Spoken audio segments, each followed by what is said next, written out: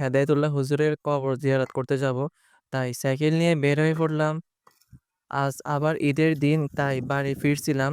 আমাদের বাড়ি থেকে খুব বেশি দূরে নয়, তাই মনে মনে ভাবলাম একটু পথ হাঁটলে অনেক কিছু দেখা যাবে। কথা বলতে বলতে অনেক দূর চলে এসেছি। সবুজ শ্যামল গাছপালা, প্রকৃতির স্নিগ্ধতা এক অদ্ভুত ভালো লাগা অনুভব করছিল।